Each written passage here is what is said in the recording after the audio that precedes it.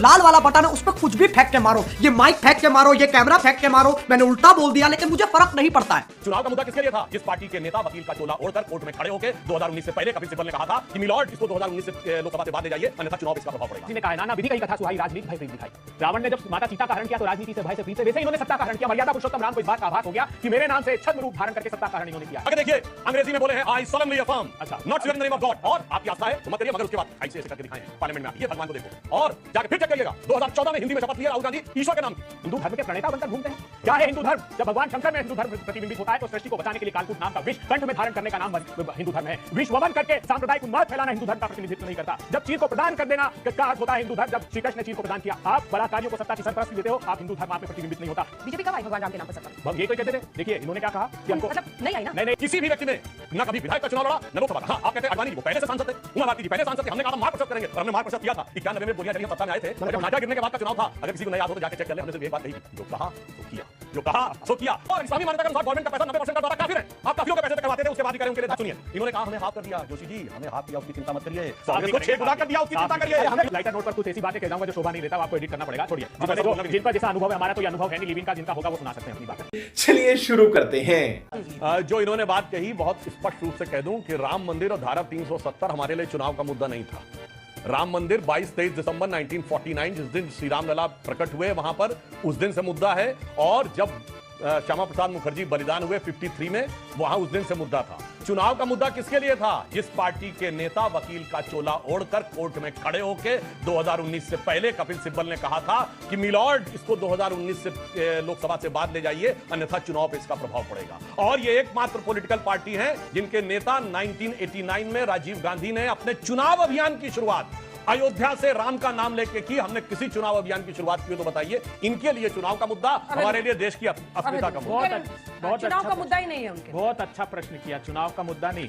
क्या हुआ कि तुलसीदास जी ने कहा है नाना विधि कही कथा सुहाई राजनीति भय प्रीत दिखाई।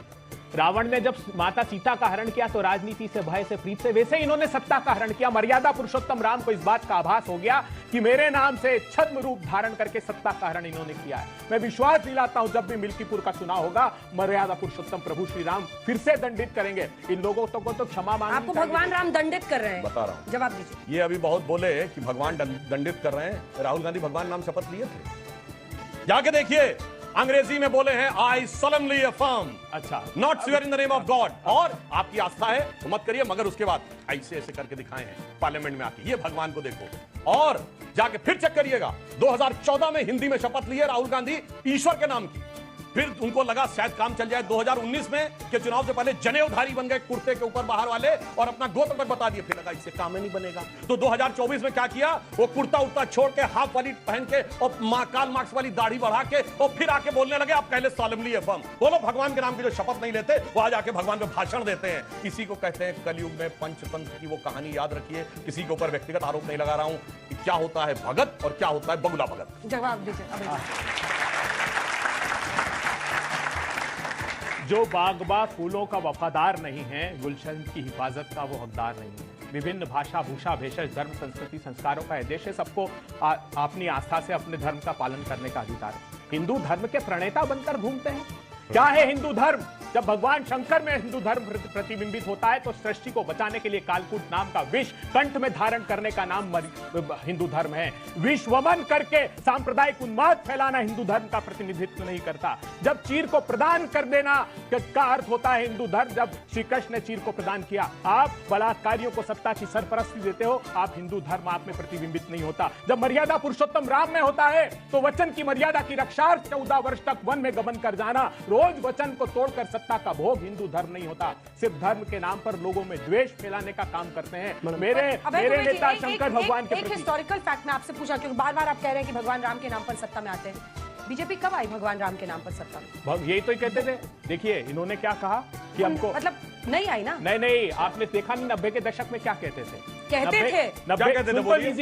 सुन लीजिए 90 के दशक में कहते थे कि मंदिर का निर्माण करना है, सत्ता दे दीजिए। सत्ता आई तो इन्होंने कहा गठबंधन की मजबूरियां। सुनिएगा आडवाणी जी के भाषण को। उन्होंने कहा पूर्ण बहुमत होगा तो मंदिर दे देंगे। पूर्ण बहुमत हुआ तो भी राम जी से दगा किया। न्यायालय ने वो मंदिर दिया, लेकिन मंदिर का श्रेय लेने की जो कुचेष्टा की मर्यादा पुरुषोत्तम राम को, ये बात छोटा जो सा सत्ता का छोटा जवाब चाहते थे। मैं देखिए पूरे देश के लोगों को एक गंभीर बात कहना चाहता हूं, ये जितने भी आंदोलन कहते हैं हम गैर राजनीतिक हैं, सबका उद्देश्य सत्ता प्राप्ति होता है। केजरीवाल जी का आंदोलन देख लीजिए, वीपी सिंह का आंदोलन देख लीजिए, और अभी पहलवानों वाला आंदोलन। इस नियम से राम मंदिर मगर अब आता रहा हूं, राम मंदिर एकमात्र आंदोलन था जिसमें कोई भी व्यक्ति जो राम मंदिर आंदोलन का नेतृत्व कर रहा था, अशोक सिंघल जी, महंत रामचंद्र परमहंस दास जी और महंत नृत्य गोपाल दास जी, किसी भी व्यक्ति ने न कभी विधायक का चुनाव लड़ा न लोकसभा का। हाँ, आप कहते हैं अडवाणी जी वो पहले से सांसद थे, उमा भारती जी पहले सांसद थे, हमने कहा था मार्ग प्रतिशत करेंगे और हमने मार्ग प्रतिशत किया था। 91 में जब गोलियां चली हम सत्ता में आए थे और जब ढांचा गिरने के बाद का चुनाव था, अगर किसी को न याद हो तो जाके चेक कर ले, हमने सिर्फ एक बात कही थी, जो कहा सो किया, जो कहा सो किया।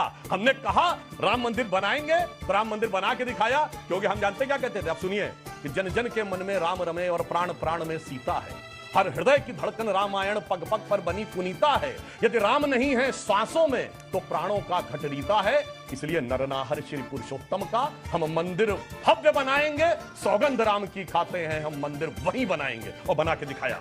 छोटा सा वो कह दिया। और मैं एक और बात कहता हूं, हज इस्लामी मान्यता के अनुसार अपने पैसे से होना चाहिए, इसके बावजूद ये गवर्नमेंट के पैसे से करते थे, और इस्लामी मान्यता के अनुसार गवर्नमेंट का पैसा 90% करदाता काफिर हैं, आप काफिरों के पैसे से करवाते थे, उसके बाद भी कह रहे हैं उनके लिए। सुनिए, इन्होंने कहा हमें हाफ कर दिया, जोशी जी हमें हाफ किया, उसकी चिंता मत करिए, कांग्रेस को 6 गुना कर दिया, उसकी चिंता करिए। इन्होंने वो गाना बना था ना, अब आज इनकी स्थिति कांग्रेस आती है, हम दिल में छुपा कर प्यार का अरमान ले चले, हम आज अपनी राजनीतिक मौत का सामान ले चले। जाकी रही भावना जैसी प्रभु मुहूर्त देखी थी।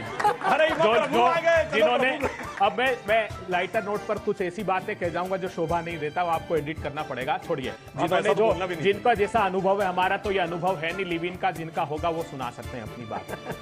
देखिए, हमने स्ट्रेटेजिकली, जैसे जम्मू कश्मीर में हुआ था, 5 सीटें हमने कहा कि आप हम जो सारी सीटों पर हम लोग समझौता कर रहे हैं, लेकिन 5 सीटें ऐसी थी अंजना जी जिस पर हमारा समझौता नहीं हो रहा था, तो हमने कहा हम दोनों दल लड़ेंगे।